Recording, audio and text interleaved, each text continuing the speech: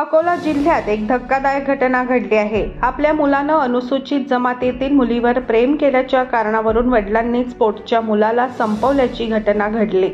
ही घटना अकोला जिल्ह्यातील पिंजर police station हद्दीत घडली आहे। संदीप नागोराव गावंडे, वय वर्ष 26 असं मृत तरुणाचं नाव आहे, तर नागोराव कर्णाजी गावंडे असं आरोपी वडिलांचं नाव आहे। मुलाची हत्या केल्यानंतर वडील आणि मारेकरी भाऊ हे सर्व बाहेरगावी निघून गेले आणि शुक्रवारी 9 फेब्रुवारी रोजी परतले। पोलीस सूत्रांनी दिलेल्या माहितीनुसार अकोला बार्शी टाकळी तालुक्यातील टिटवा गाव आहे। या गावात नागोराव गावंडे हे वास्तव्यास आहे।